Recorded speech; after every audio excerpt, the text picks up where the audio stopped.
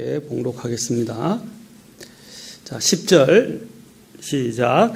역경을 당하는 날에 내가 기진하면 내 힘이 적은 것이니라. 16절 의인은 7번 넘어질지라도 다시 일어나려니와 사악한 자는 넘어져서 해악에 빠지리라. 기도하겠습니다. 주님, 이 시간을 인도해 주시고 또 모든 영광을 받아 주십시오. 우리가 정말 주님께 나아가야 합니다. 하나님, 이 경배 시간 소홀히 하지 않게 하시고 경배가 우리의 삶의 모든 우선순위가 되도록 또 이 경배를 통해서 주시는 말씀을 귀를 기울이고 또 주님을 더 향한 우리의 믿음들이 더 굳게 세워질 수 있도록 인도해 주시옵소서. 주님께 이 시간을 온전히 의탁하오며 우리 주 예수님의 귀하신 존함을 받들어 기도합나이다. 아멘. 자, 포기하지 않는 사람, 절대로 포기하지 않는 사람들의 특성 중에 바로 목표와 사명을 잃지 않고 믿음으로 미래의 소망을 바라본다라는 것이었습니다. 자, 그래서 우리는 이제 우리가 무엇을 바라봐야 하는가 하는 것입니다. 우리가 구원받은 목적을 우리는 기억해야 합니다. 지난 시간에 김중훈 목사님의 글을 통해서 제가 이제 말씀을 들었습니다. 윌리엄 패드라는 이러한 넉마주의 인생을 살아갔던 사람의 삶에 대해서 말씀을 들었습니다. 그리고 또한 여러분, 목표를 가장 잘 성취해가는 대표적인 이제 국가가 있었는데 그것은 바로 중국 공산당이었다라는 것입니다. 이 중국 공산당뿐 아니라 공산당이 그렇게 해왔다. 그리고 가장 지금까지 남아서 확실하게 자신들의 꿈을 펼치려 하다가 지금 많이 낭패를 당하고 있는 제가 중국 공산당에 대해서도 말씀을 드렸습니다. 그들은 그렇죠? 공산주의는 이제 비참해질 것이라고 생각했지만 성공하지 못할 것이라고 생각했지만 공산주의는 그들이 가진 이 전략을 가지고 오히려 이 세상을 점점 더 삼켜가고 있고 또 지배해 가고 있는 것입니다. 지금 오늘날의 이러한 도전들도 바로 공산화가 되는 과정이라고 할 수 있습니다. 지금의 세계 정치 경제가 점점 더 사회주의화되고 중국화되고 있는 것을 보고 계십니까? 중국이 하지 않더라도 이 사람들의 성향이 지금 그래요. 그래서 여러분, 앞으로 이 세계가 되어갈 모습을 제가 다음에 말씀을 드리겠지만 디지털 사회주의로 나아가게 됩니다. 근데 사회주의란 말은 좋은 말이지만 사실 공산주의를 좋게 미화해서 사회주의라고 해야 하는데 앞으로 디지털 공산주의가 됩니다. 여러분, 적그리스도가 올 때 어떻게 한다고 그랬습니까? 성경에서는 현금 없는 사회로 바뀌게 될 것이고 또한 제4차 산업이라고 이야기하면서 통신혁명, 그렇죠? 또 산업혁명이라고 하는 제4차 산업혁명을 통해서 새롭게 이제 인간들을 감시, 통제, 지배하는 세상이 오게 될 것입니다. 이것은 공산주의가 아니라 그 공산주의 배면에 있는 사탄의 계획입니다. 그래서 사탄의 계획이고 사탄이 그렇게 몰아가게 될 것입니다. 자, 이 공산주의자들도 이렇게 철저하게 준비해서 자신들의 이런 그렇죠? 목표와 전략을 이제 이룩하려고 합니다. 그런데 우리 그리스도인들은 더욱더 어떻게 해야 되겠습니까? 그리스도인들은 우리는 그리스도 안에서 정말 원대한 비전들을 가지고 있고 또 하나님께서 우리에게 그런 삶의 목적과 목표들을 주셨습니다. 그 목적과 목표는 제가 지난 시간에도 말씀드렸지만 그리스도 안에 있어야 한다는 것입니다. 그리스도 안에 있어야 한다는 것입니다. 우리의 미래의 세상을 가늠해 보면 점점 더 불확실한 것뿐입니다. 언제 어떤 일이 일어나게 될지 우리는 참으로 예측할 수 없는 세상에 살고 있고 불확실한 세상에 살고 있습니다. 이러한 불확실하고 예측 불가능하고 또 이렇게 혼란과 온갖 전쟁의 소문 그리고 또한 역병의 소문 역병들, 재앙들, 재난들이 도처에서 지금 일어나고 있고, 지금 이것 또한 이 역병과 관련된 성경적 예언이 전 세계를 휩쓸고 있습니다. 이때 그들이 주창하는 바가 무엇입니까? 항상 그렇게 합니다. 항상 그들이 빌미로 삼는 것은 평화와 안전이다 라고 제가 누누이 말씀드렸습니다. 이 평화와 안전을 빌미로 이제 점점 더 거짓된 쪽으로 사람들을 선동하고 몰아가게 될 것입니다. 자, 우리는 이 마지막 미혹과 속임수의 세상에서 경성하여 깨어나야 합니다. 그리고 영적 경계심을 가져야 합니다. 우리는 암울한 시기에 우리의 복된 소망이신 우리 주 예수 그리스도의 또한 재림을 기대해야 합니다. 왜냐하면 이 세상에서 예수님 외에는 절대적인 평화, 예수님 외에는 소망이 없기 때문입니다. 우리 그리스도인들은 이제 예수님 안에서 새롭게 피조된, 창조된 자들입니다. 이제 예수님 안에서 새롭게 창조된 자들로서 이 세상에서 성공하고 세상에서 원대한 비전을 그렇죠. 성취해가는 것도 좋지만 그 원래 우리의 목적이 뭡니까? 예수님께서 이 세상에서 우리에게 하라고 하신 일, 예수님께서 우리에게 이루고자 원하시는 그 선한 일을 위해서 우리는 나아가야 합니다. 그 목표를 잃어버려서는 안 됩니다. 돈 잘 벌고 세상에서 성공하고 세상에서 유능한 사람이 되고 세상에서 알려지고 세상에 주요한 영향력을 주는 사람으로 그렇죠. 우리가 나아가는 것도 좋지만 그 궁극적인 그 우리의 목적은 무엇입니까? 예수님을 기쁘시게 하고 예수님을 닮아가고 하나님께 영광을 돌리는 것입니다. 하나님께 영광을 돌리는 것입니다. 여러분, 제가 가지고 있는 비전이라는 책이 있는데 비전의 힘에 대해서 잘 서술한 책인데 거기서 우리 그리스도인들이 가져야 될 이 비전에 대해서 이렇게 말하고 있습니다. 여기 제가 조금 많지만 굉장히 잘 정리가 되어 있어서 이걸 잠깐만 제가 좀 읽어드리려고 합니다. 비전 날개짓이라고 말하면서 이제 비전이라는 책에서 나오는 내용인데 이렇게 적어요. 비전은 목적에서 유래한다. 두 번째, 하나님은 목적을 가지고 모든 피조물과 인간들을 창조하셨다. 하나님은 당신의 마음속에 그분의 영원한 목적을 허락하셨다. 넷째, 당신은 적절한 시기에 태어나서 목적을 이루도록 되어 있다. 다섯 번째, 당신의 목적은 하나님 안에서 이미 완성되어 있다. 여섯 번째, 당신이 태어나서 무엇을 성취해야 할지를 알고 이해할 때 그것이 바로 목적이 된다. 당신이 믿음의 눈으로 목적을 바라볼 수 있을 때 그것이 비전이 된다. 또 그 다음에 일곱 번째, 비전은 과거의 경험을 기초로 하여 미래를 예견하는 통찰력이다. 여덟 번째, 비전은 하나님과 그분의 목적에 관한 것이다. 아홉 번째, 하나님은 이미 자신의 비전을 알고 있다. 비전은 당신을 떠나지 않는 끊임없는 생각과 당신 안에 깊은 소원으로부터 멀리 벗어나지 않는다. 열 번째, 비전을 가진다는 것은 단순히 무언가에 관심을 가지는 것 이상이다. 그에 대한 현실적 바람과 열정을 가지는 것이다. 11번째, 어떠한 역경 가운데서도 비전은 존속할 것이다. 12번째, 비전은 이타적이다. 13번째, 비전을 통해서만 참된 성취감을 맛보게 된다. 14번째, 비전은 하나님과의 관계가 절대적으로 필요하다. 15번째, 개인의 비전은 언제나 더 큰 공동체의 비전 안에서 발견된다.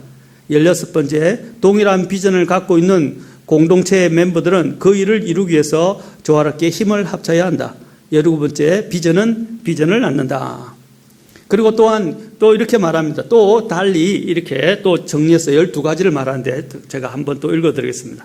세상에서 가장 불쌍한 사람은 꿈이 없는 인생이다.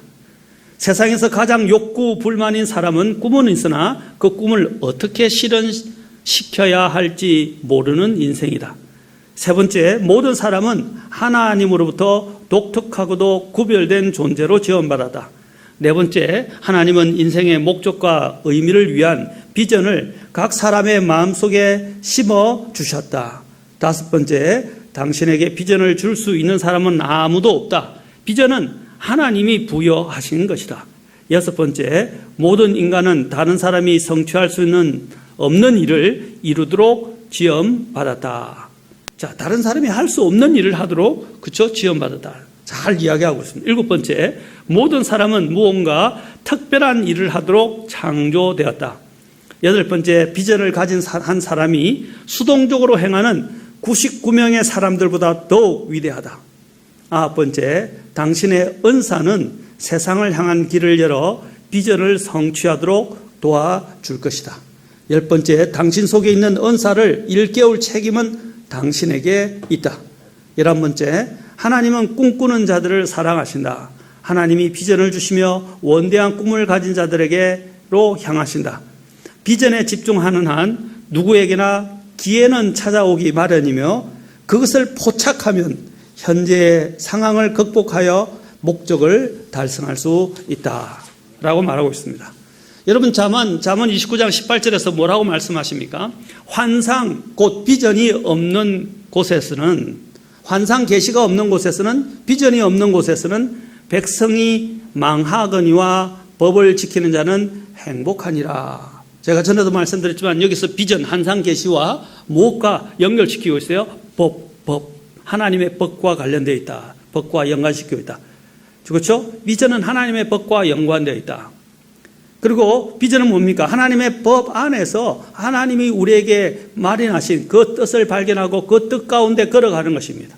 그래야만 하나님께 영광을 돌릴 수 있어요. 주님을 기쁘시게 할 수 있어요. 그러나 망하는 백성을 무엇입니까? 하나님의 법과 관련된, 그렇죠? 그 뜻을 깨닫지 못하고 살아가는 것입니다. 그리고 그것을 지키지 못하는 것입니다. 그래서 법을 지키는 자는 행복하지만 그 비전, 하나님이 주신 그 비전이 없는 사람, 비전 안에서 살아가지 않는 사람은 망할 것이다 라고 분명히 말하고 있습니다. 꿈을 우리가 성취하기 위해서는 하나님 안에서 분명한 목적을 알고 목표를 설정해야 합니다. 내가 왜 사는가? 내가 무엇을 위해서 하는가? 하는 것을 우리는 분명히 해야 합니다. 이 세상은 점점 더 뭡니까? 복잡해지는 것처럼 보이고 점점 더 혼돈 속으로 걸어가고 있고 점점 더 어지러워지고 있습니다. 이러한 가운데서 우리가 하나님께 대한 분명한 목적의식과 우리가 살고 있는 그 목적의식 그리고 살아가야 할 그 이유 그것들을 분명하게 깨닫고 또 목표를 가지지 않는다면 우리는 이 세상에 의해서 잠식당하거나 이 세상에 의해서 완전히 질식당하고 말 것입니다. 비전을 우리는 새롭게 뚜렷이 해야 합니다. 환경을 바라보지 말고 또한 사람을 바라보지 말고 하나님의 법, 하나님의 약속의 말씀을 우리는 굳게 붙잡아야 합니다. 예수님께서는 제자들에게 너희는 세상의 빛이니 라고 말했습니다. 온 세상에게 비치는 빛이라고 말씀하셨어요. 그래서 이렇게 말씀하십니다. 마태복음 5장 16절에서 계속 이와 같이 너희 빛을 사람들 앞에 비추어 그들이 너희의 선한 행위를 보고 그들이 사람들이 이방인들이 아니면 세상 사람들이 아니면 다른 사람들이 너희의 선한 행위를 보고 하늘에 계신 너희 아버지께 영광을 돌리게 하라. 예. 세상 사람들 앞에 빛을 비추게 하시기 위해서 하나님께서 우리를 빛으로 만들어 빛의 자녀로 삼아 주신 것입니다. 마태복음 5장 13절에서는 또한 예수님께서 계속 말씀하셨습니다. 앞에 너희는 땅의 소금이로되 라고 말하셨습니다. 그러면서 계속 이렇게 말씀하셨어요. 소금이 제 맛을 잃으면 무엇으로 그것을 짜게 하리요. 자, 우리는 소금인데 소금으로서의 맛을 잃어버리면 우리는 그리스도인이라는 소금입니다. 그러면 그리스도인이라는 그 향기, 그리스도인이라는 그 맛, 그리스도인이라는 그 특별한 우리의 그 특성들을 잃어버리면 안 된다는 거예요.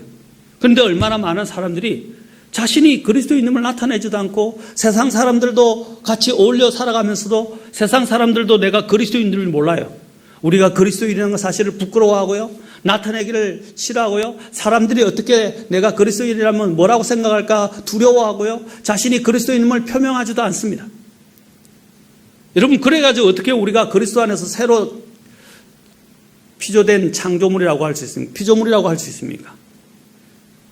우리가 그리스도 안에서 어떻게 새로 지원받고 은혜로 구원받은 사람이라고 우리가 이야기할 수 있습니까? 그리스도를 부끄러워하고 그리스도의 복음을 부끄러워하고 내가 그리스도를 따르는 사람이라는 것들을 부끄러워하고 세상 사람들에게 나타내기를 주저하면서 어떻게 우리가 그리스도인이라고 이야기할 수 있습니까? 우리는 분명히 주님께서 말하셨어요. 이 부패해가고 점점 희미해져가고 어둠이 짙어가는 곳에서 우리는 그들에게 비춰야 될 빛이 되어야 하고 그들의 부패를 막고 그렇죠? 방지해야 될 소금이어야 합니다. 주님이 말씀하셨어요. 만일 소금이 제 맛을 잃으면 무엇으로 그것을 짜게 하려? 그 뒤에는 그것이 아무 쓸모 없음으로 버려져서 사람들의 발 밑에 밟힐 뿐이니라.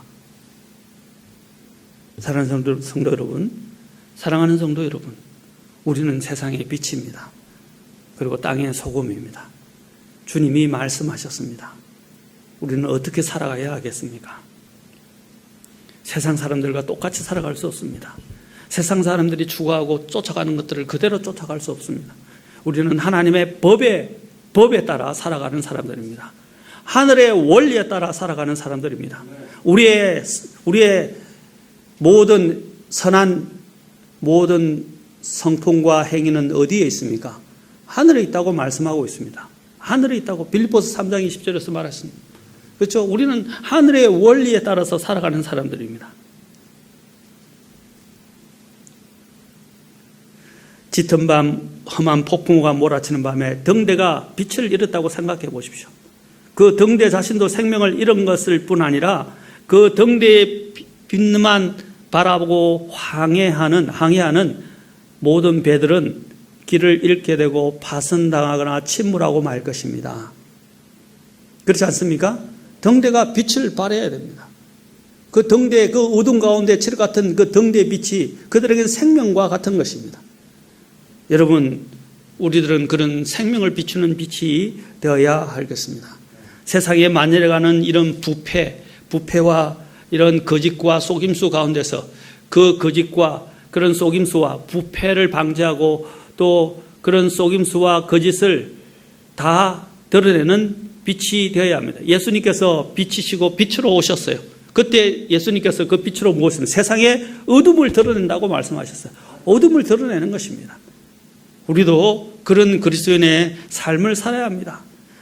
제가 늘 이야기하죠. 세상에서 성공하고 먹고 살고 세상에 이런 살아가는 삶에만 매여서 살아가지 마십시오. 목적을 분명히 하십시오. 또 삶의 목적과 또 목표를 분명히 세우십시오. 여러분, 주님의 제자들은 어떻게 했었습니까?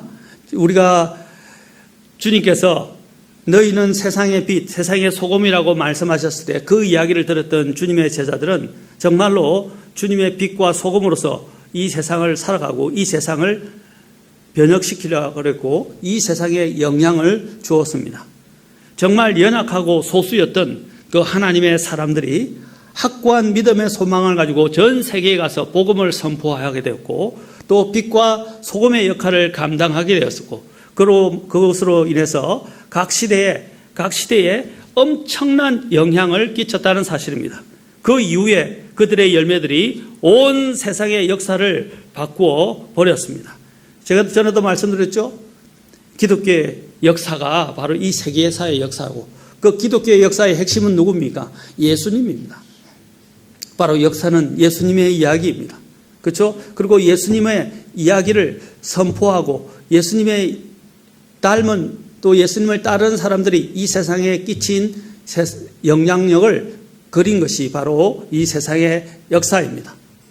구약시대의 역사가 중동과 유럽에만 국한되었지만 신약시대의 역사는 전 세계에 영향을 미치고 전 세계의 역사를 바꾸어 놓았다는 사실입니다.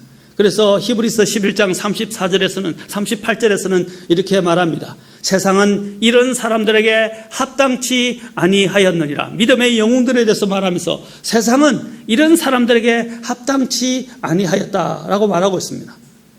그리고 또 뒤에 사도 바울에 대한 다른 사람들의 증언을 통해서 우리가 살펴볼 것입니다만은 믿음의 영웅들은 이 세상에서 비록 보잘것없는 것처럼 보였고 또 이 세상의 강포적인 반대와 위협과 핍박으로 인해서 광야와 산속과 이런 암굴과 또 토굴에서 유리하며 방황하고 유리했지만 세상은 그들을 무너뜨릴 수도 그들의 믿음을 빼앗을 수도 없었던 것입니다. 그들에게는 이 세상의 포악한 폭력과 위협과 혹독한 핍박이나 고난이 전혀 문제가 될 수 없었습니다. 이 세상의 부귀와 영화와 성공이 그들의 마음을 돌려놓을 수도 없었습니다.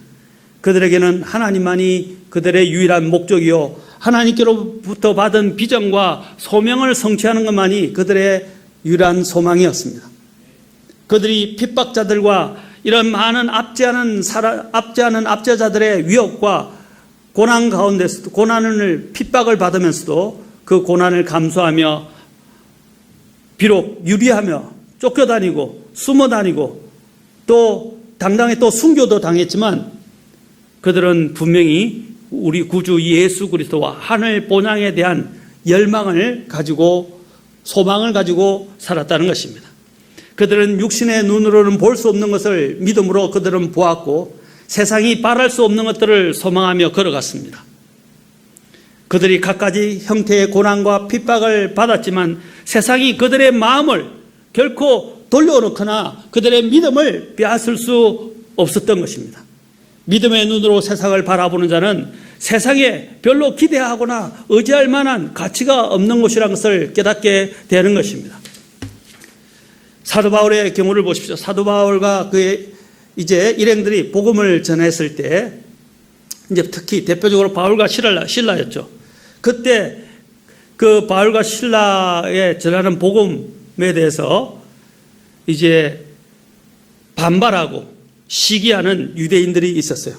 그래서 유대인들이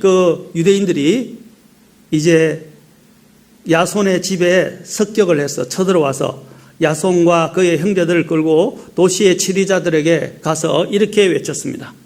사도 바울과 실라에 대해서 특히, 그리고 그를 따르는 무리에 대해서 세상을 뒤집어 엎은 이 사람들이 여기에도 이르렀다.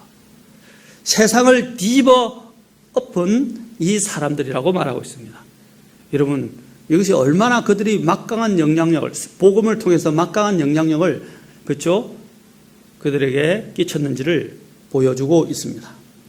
그리고 사도행전 22장 22절에서는 또 이렇게 말합니다. 거기서 사도 바울과 그 일행이 전하는 복음 선포 메시지를 듣다가 그가 말하는 것까지 그들이 듣다가 소리를 높여 이르되, 자, 이렇게 말합니다. 잘 보십시오.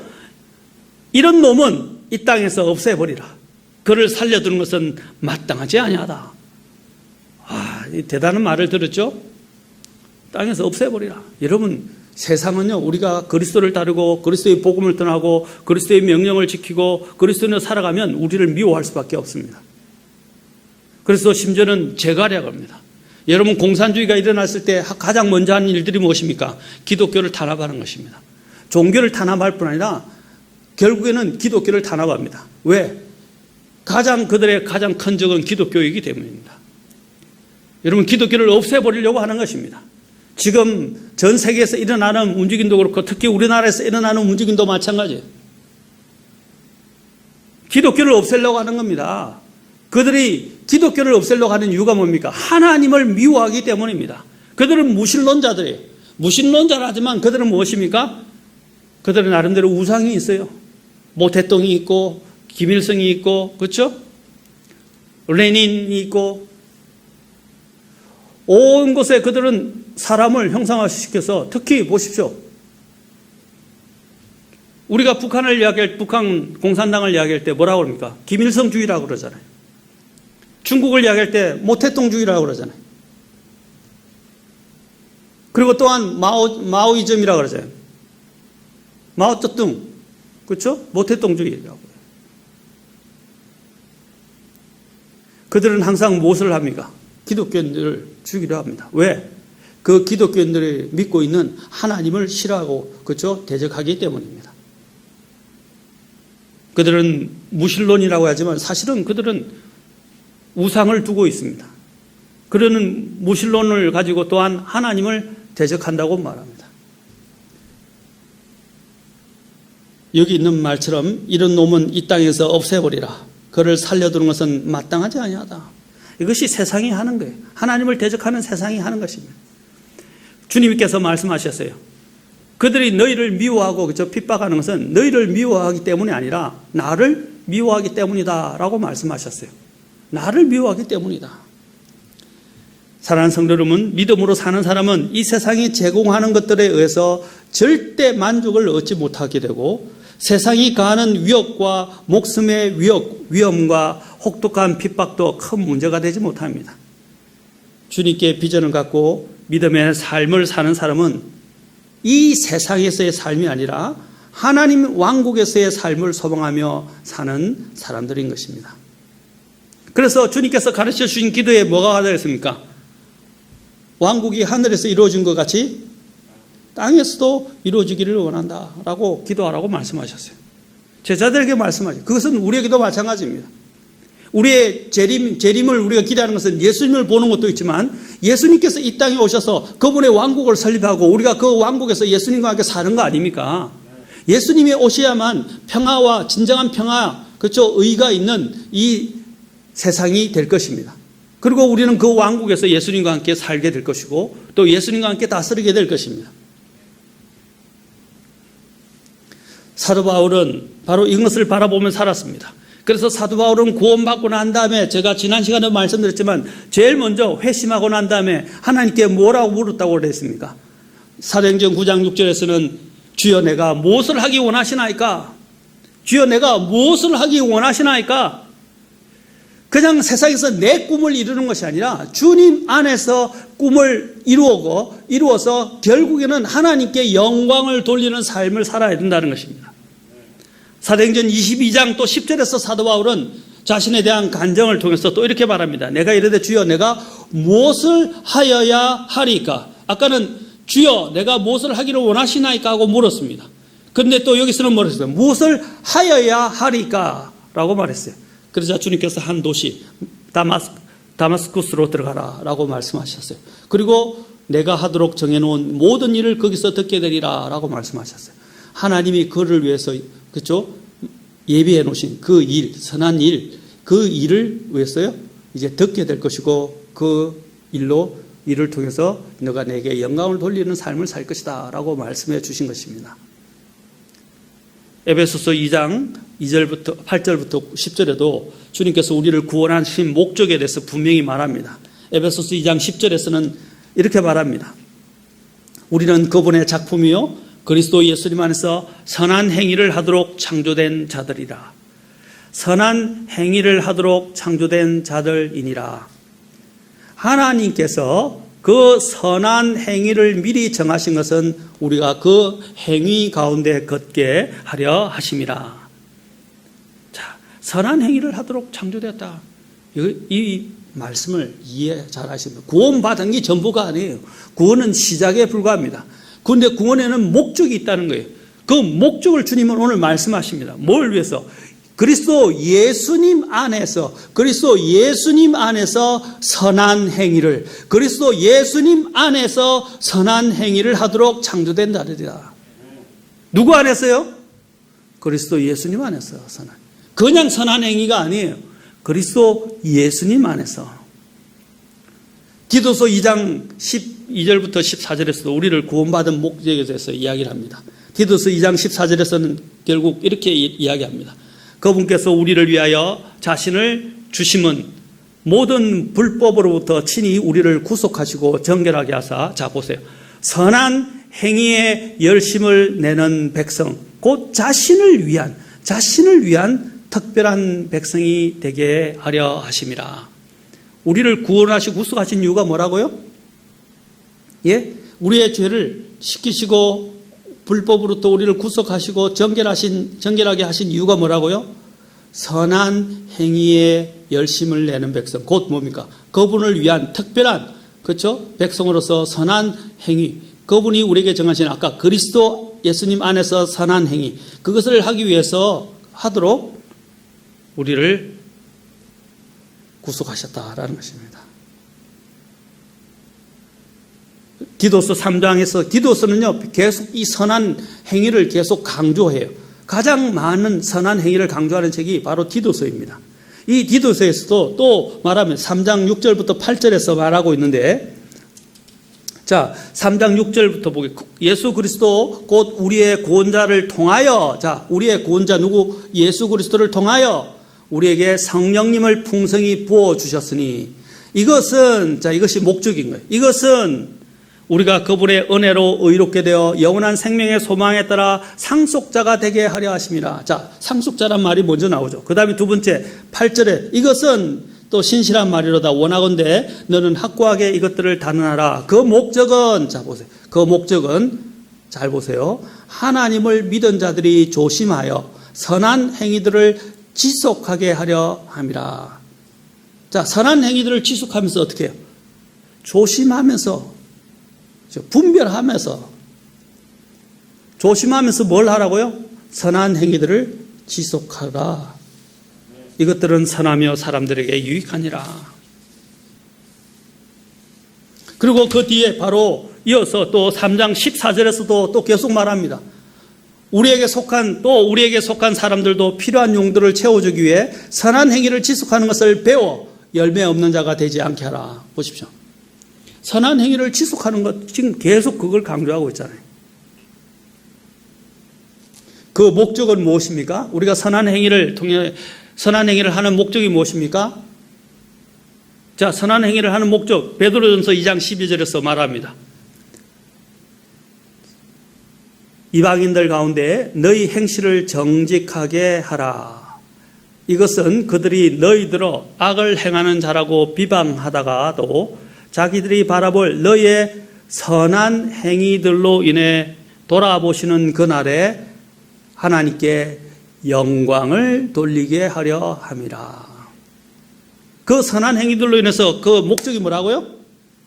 하나님께서 돌아보시는 날. 그렇죠?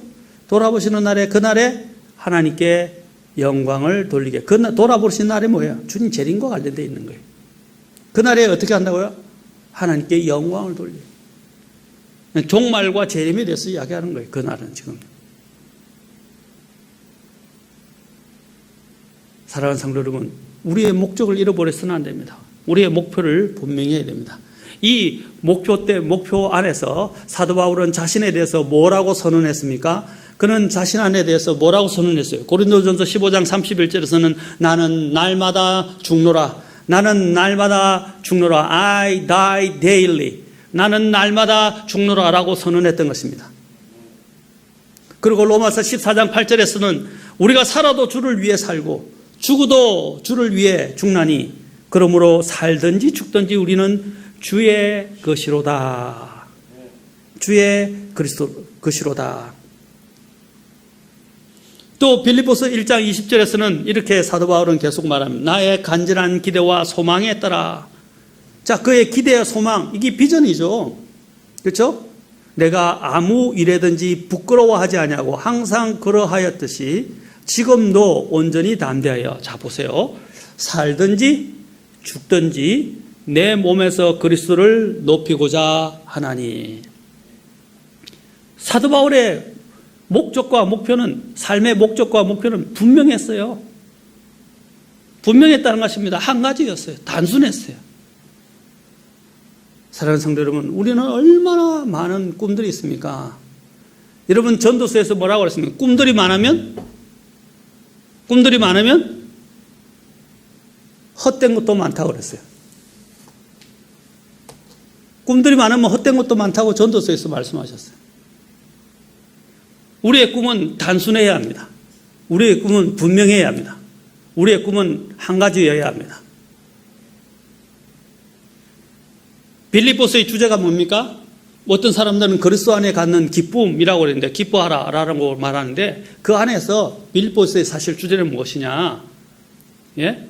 그 기쁨이 어디서 오느냐 이 말입니다. 빌립보서의 주제가 뭐죠? 싱글 마인드예요, 사실은. 그리스도를 향한, 그리스도 안에서의, 그죠? 단 한 가지의 마음을 품는 거예요. 그래서 그리스도의 마음을 품으라 라고 말하는 것입니다. 그리스도의 마음을 가지라 라고 말하는 거예요. 네. 단순한 한 가지 마음을 갖는 것입니다. 여러분, 그래야 복잡하잖아요. 왜 우리가 유혹에 빠지고 왜 이 세상에 우리가 자꾸 휩쓸리게 되고, 그렇죠? 이 세상에 휘둘리게 됩니까? 단순한 한 가지를 잃어버렸기 때문입니다. 한 가지 마음을 잃어버렸기 때문이에요.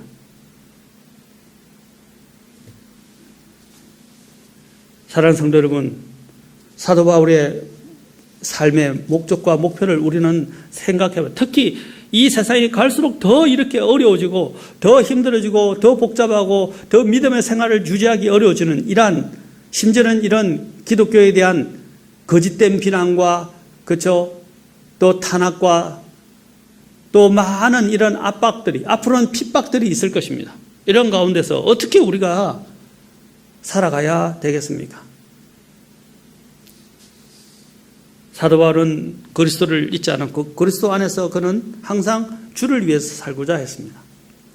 사도행전 20장 24절에서는 그는 이렇게까지 증언하였습니다. 그가 예루살렘으로 복음을 전하러 간다니까 그거 가면 죽는다. 그거 가면 안 된다. 라고 말렸어요. 사람들이 만류했어요. 그런데 그가 뭐라고 말했습니까? 이 일들 중 어떤 것도 결코 나를 움직이지 못하며 또한 내가 나의 생명도 내게 귀한 것으로 여기지 아니하노니 이것은 내가 달려갈 길과 주 예수님께 받은 사역 곧 하나님의 은혜의 복음을 증언하는 일을 기쁨으로 끝마치고자 함이라. 그는 자신의 달려갈 길, 하나님이 그게 비전 아닙니까? 비전을 향해서 달려가는 거 아닙니까? 그리고 또 뭐라 했어요? 주 예수님께 받은 사역, 그것이 그의 그 사역을 어떻게 해요? 기쁨으로 끝마치는 것이 그의 삶의 목적이자 목표였어요. 그 은혜의 복음을 증언하는 일, 주 예수님께 받은 사역 곧 그 하나님의 은혜의 복음을 증언하는 일을 기쁨으로 끝마치고자 함이라. 그래서 그 어떤 위협도 그 어떤 뭡니까? 목숨을 잃어버릴 만한 그런 위험도 결코 나를 움직이지 못한다. 그리고 나도 나의 생명을 더 이상 귀한 것으로 여기지 않는다. 그런 그리스도 안에서 얻게 된 이 생명, 이것을 굉장히 감사히 여기고 귀중히 여기고 이 생명을 그리스도를 위해서, 그리스도의 복음을 위해서 살았던 것입니다. 그리고 그 일을 위해서 그는 자신의 할 일을 다음으로 미루지 않았습니다.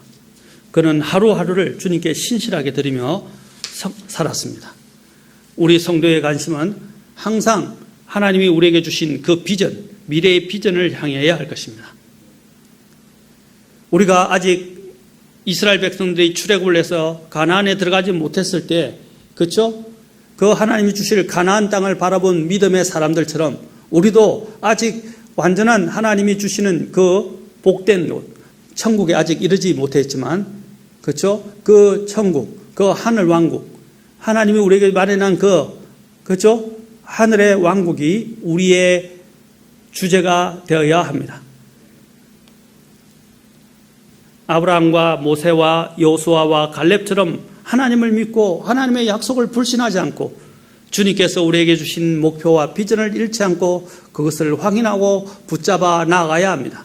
이런 바로 절대로 포기하지 않은 사람은, 이런 목적과 목표를 분명히 하는 사람들은 결코 어떻게 합니까?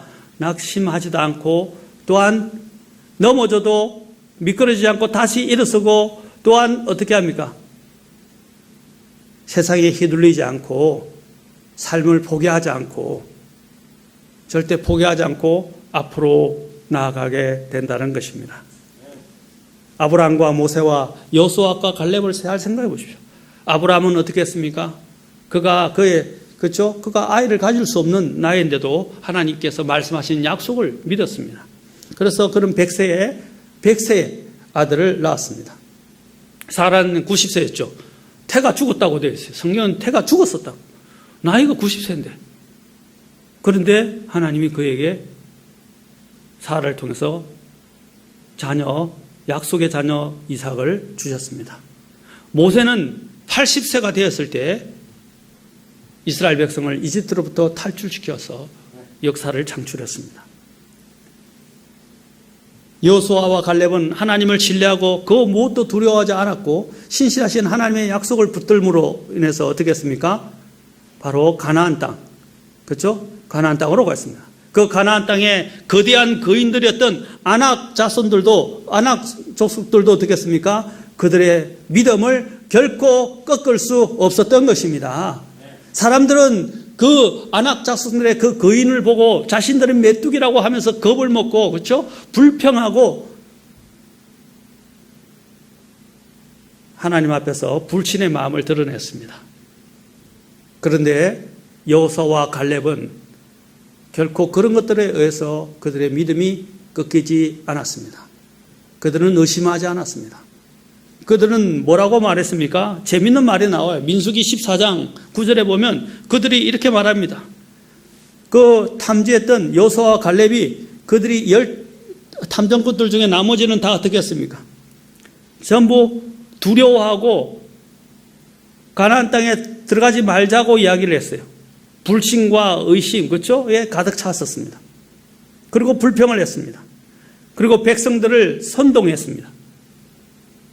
그때 여호수아와 갈렙은 어떻게 했다고요?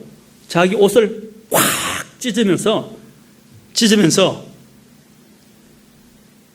이렇게 말했습니다. 우리가 두루 다니며 탐지한 땅은 매우 좋은 땅이니라.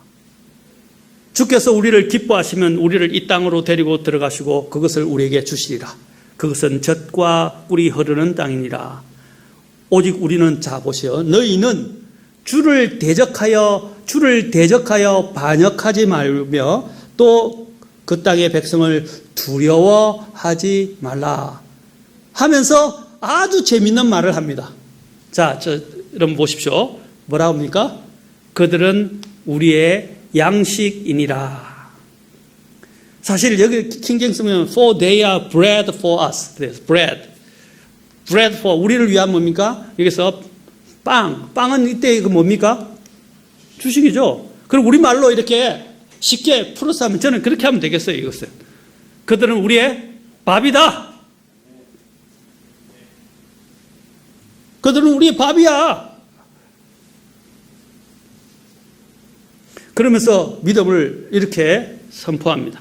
그들의 방어자는 그들에게서 떠났고 그들을 방어하던 자는 그들에서 떠났고 주께서는 우리와 함께 계시느니라. 그들을 두려워하지 말라. 얼마나 명언입니다. 따라해 보십시오. 그들은 우리의 밥이다. 그들은 우리의 밥이다. 아무리 강한 적일지라도 우리가 믿음 안에 있으면 그들은 하나님께서 우리에게 주신 밥에 불과합니다. 이런 불신 가운데 있었던 모든 다른 사람들은 그 가나안 땅을 밟지 못하고 결국 광야에서 다 쓰러져 죽었습니다. 누가 가나안 땅을 밟았습니까? 이집트를 빠져나온 보람도 없이 속절없이 광야에서 그들은 다 쓰러져 죽었습니다. 그러나 여호수아와 갈렙만, 그리고 20세 이상의 이집트를 경험하지 않았던 그런 자녀들만이 어떻게 했습니까? 다 가나안 땅을 밟을 수 있게 되는 특권과 영광을, 복을 얻게 되었던 것입니다. 뒤를 돌아보지 않는 그들의 믿음대로 그들은 가나안 족속을 그들의 밥으로 삼고 말았던 것입니다. 누가 뭐라 해도 그들은 뒤를 돌아보지 않았던 것입니다. 10대, 이 12명의 탐정관 중에서 10대 2의 13에도 굴하지 않고, 여러분 다수가 항상 하나님 뜻을 따르는 거 아니에요. 제가 얘기했죠. 민주주의를 교회 안에 들어오지 말라고 그랬어요. 교회는 민주주의라고 이야기했는데 민주주의가 아니에요. 다수가 항상 옳은 게 아니란 말입니다. 교회는 이 민주주의 제도로서 다수가 마치 하나님 뜻을 행하고 다수가 옳은 것을 행하는 것처럼 생각하는 것은 잘못된 거예요.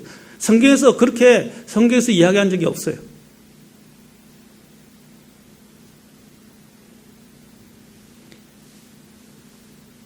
(10대 2의) 열세에도 불구하고 그들은 하나님의 약속을 신뢰하며 앞으로 나아갈 것을 주장했던 여호수아와 갈렙은 하나님의 약속의 실현을 상급으로 받게 되었습니다.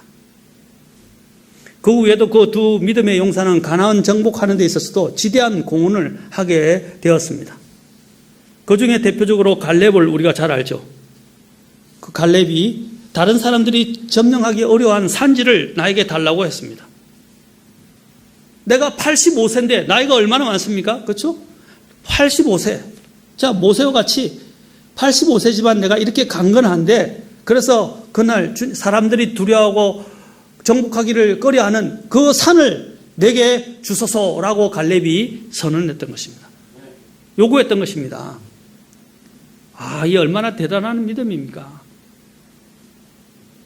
그는 나이가 찼지만 나이에도 관계하지 않았어요. 또 모든 눈에 보이는 어렵게 보이는 그런 환경에 대해서도 그는 관여하지 않았습니다. 그는 오직 주님이 그에게 주신 비전, 주님이 그에게 주신 약속, 주님이 그에게 주신 것들을 향한 그 주님의 뜻만 찾아서 믿음으로 나아갔던 것입니다. 우리가 이러한 믿음의 소망을 가지게 될 때 하나님은 전진하는 믿음 앞에 우리의 목적이 되시고 인도자가 되시고 승리자가 되어주시고 승리가 되어주시고 권능이 되어주시는 것입니다. 주님께서는 주님의 제자들에 대해서 이렇게 말씀하셨습니다. 누가복음 9장 62절에서 예수님께서 그에게 이르시되 손에 쟁기를 잡고 뒤를 돌아보는 자는 하나님의 왕국에 합당하지 아니하니라.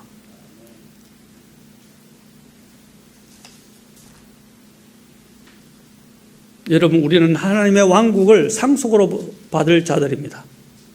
하나님의 왕국을 상속으로 받을 자들. 그리고 믿음의 영웅들과 관련해서 전에도 제가 말씀드렸지만 주님께서 의인은 믿음으로 살리라. 히브리서 10장 38절과 39절에서 그러나 어떤 사람이 뒤로 물러가면 내 혼이 그를 기뻐하지 아니하리라. 그러나 우리는 뒤로 물러가 멸망에 이르는 자들에 속하지 아니하고 믿어서 혼의 구원에 이르는 자들에게 속하느니라. 그러면서 믿음의 장을 소개하고 있습니다. 믿음의 영웅들을 소개하는 거예요. 뒤로 물러가지 말라. 주님께서도 손에 쟁기를 잡고 뒤를 돌아보지 말라. 그 이스라엘 백성들은 자신들의 뒤를 돌아다봤어요. 맞습니까? 뒤를 돌아다봤어요. 이집트를 그리워했고 이집트로 돌아가는 것이 나았다고 이야기하고 있습니다. 이집트에서 아예 그냥 노예로 사는 게 나았다고 생각하고 있습니다. 말도 안 되는 소리를 하고 있는 거죠. 그 노예 가운데서 그들은 부르짖고 고통을 당하고 신음했으면서도 불구하고 이제 와서는 다시 노예로 가는 것이 더 낫다고 이야기하고 있습니다. 그게 우리의 모습입니다. 그거는 이스라엘만의 문제가 아니라 우리의 모습이에요. 여러분, 우리가 잘 아는 구두 수송공이었던 위대한 비전의 세계 선교사가 윌리엄 캐리 아닙니까? 그가 했던 이런 선교의 그렇죠? 성공의 비결, 그것이 영국 교회에 알려지게 되면서 현대 선교에서도 위대한 선교의 세기가 펼쳐지게 한 장본인입니다. 그의 모토는 무엇이었습니까? 하나님으로부터 위대한 일들을 기대하라. Expect great things from God.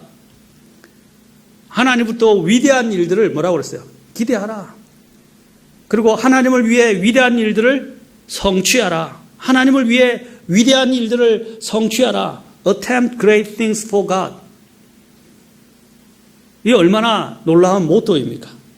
우리도 그럽니다. 우리도 그렇게 하나님부터 위대한 일들을 기대해야 합니다. 어디로부터? 하나님부터. 그리고 또한 하나님을 위해 위대한 일들을 성취하라. 그래서 윌리엄 캐리는 자신의 뜻에 따라 이 다음과 같은 말을 자신의 묘비에 새겨줄 것을 부탁했습니다. 윌리엄 캐리 1761년 8월 17일생 여기 잠들다. 가엾고 불쌍하고 무력한 벌레 같은 인간, 당신의 친절한 팔에 안기나이다. 그런 임종의 자리에서 한 친구에게 이렇게 말했다고 합니다. 내가 죽었을 때 캐리 박사에 대해서는 아무 말도 하지를 말게. 캐리 박사의 구주에 대해서 이야기하사나.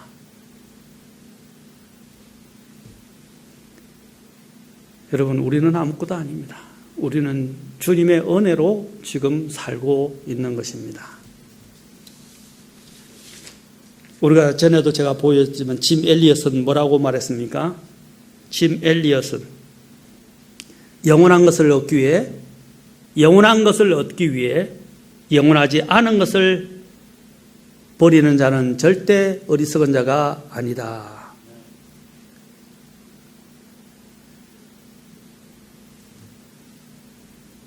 직역을 하면 잃어버릴 수 없는 것을 얻기 위해 지킬 수 없는 것을 버리는 자는 어리석은 자가 아니다 라고 되어 있어요. 이 말은 다시 쉽게 이야기한다면 영원한 것을 얻기 위해 영원하지 않은 것을 버리는 자는 절대 어리석은 자가 아니다 라는 것입니다. 여러분, 우리는 영혼을 위해서 살아야 합니다. 아멘.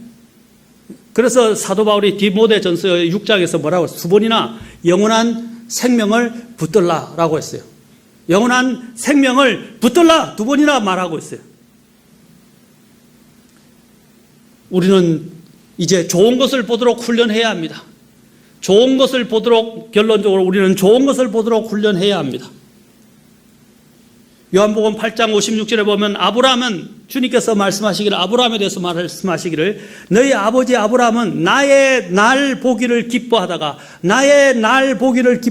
그 날을 보고 즐거워하였느니라. 아브라함 뭐라 했어요? 주님의 날을 보고 기뻐했다고 그래 있어요.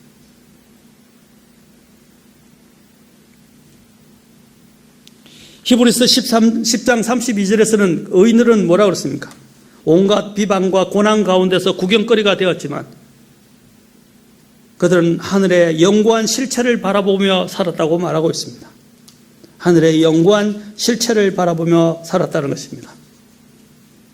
그리고 히브리서 11장 26절에서는 모세를 경우를 들면서 그는 그리스도의 치역을 이태의 보화보다 더 큰 재물로 여겼으니 이는 그가 주께서 보상으로 보답해 주시는 일에 관심을 두었기 때문이라 라고 말하고 있습니다.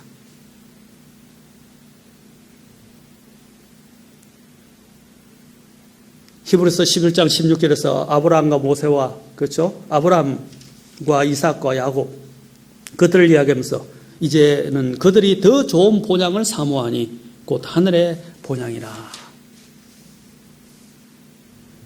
사랑하는 성도 여러분, 우리가 무엇을 하고 살아야 되겠습니까?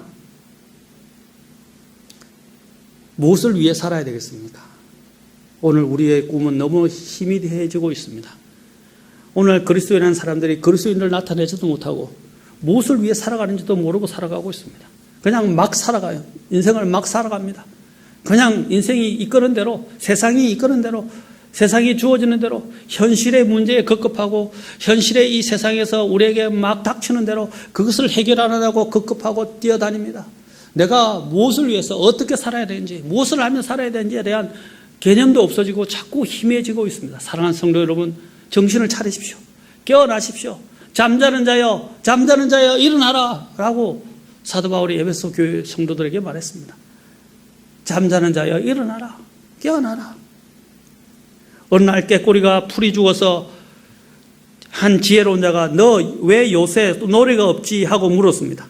그러자 깨꼬리가 불평하며 개구리 소리가요 하도 커서 제 소리가 소용이 없잖아요 하니까 그 지혜로운 자가 이렇게 말했다고 합니다. 너가 조용하니까 개구리 소리가 더 크게 들리는 거야. 요즘 그리스도인의 목소리가 너무 작아지고 있습니다. 그리스도인이 그리스도인임을 나타내지도 못하고 있습니다. 심지어는 하나님의 이름을 빙자해서 자신의 영달을 꾀하는 사람, 하나님을 이용하는 사람, 하나님을 알라딘의 램프의 진위로 이용하는 사람, 세상의 소리에 의해서 죽어 있거나 주눅들거나 세상과 동화된 그런 그리스도인들과 청년들의 모습을 보면 참 암담합니다. 바로 그 깨꼬리가 아까 이야기했던 그런 고백이 우리 이러한 그리스도의 삶을 잘 반영해 주고 있습니다. 세상의 소리에 짓눌려서 자기 목소리가 없으고 자기 목소리를 내도 소용없다고 생각하고 그냥 거기서 주저앉아 버리는 거예요. 그리고 불평하는 거예요. 그리고 목소리를 내지 않는 것입니다. 세상이 악하다고 침문만 하거나 불평만 하는 것은 바람직하지 않은 것입니다. 주님께서는 우리의 신음소리도 듣는다고 하셨어요. 세상이 어떠하든 나는 하나님이 주신 그 소중한 뜻을 품고 나는 순종하며 살겠노라고 결심하고 실천해야 되지 않겠습니까? 비전 있는 사람이란 결과 같은 상황에서도 봄을 노래하면서 봄을 준비하는 사람이 비전을 가진 사람 아니겠습니까?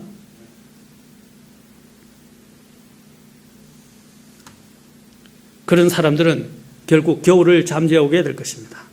그리고 봄을 피우게 될 것입니다. 그리고 봄의 열매를 맛보게 될 것입니다. 봄의 꽃을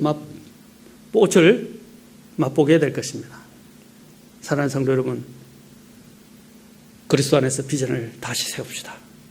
그리고 우리가 주님 안에서 새로 태어난 창조물로서 이제 어떻게 무엇을 위해 살아야 하는지 깨달으시기 바랍니다.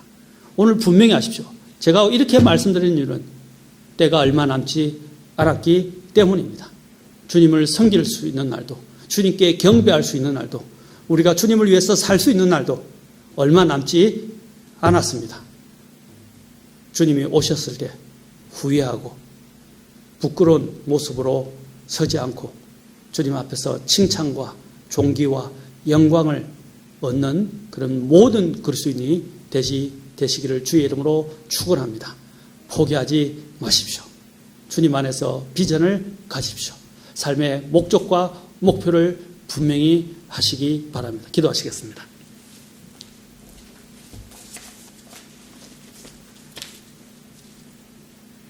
하나님 아버지, 정말 어려운 때에 우리는 어려운 때를 지나고 있습니다.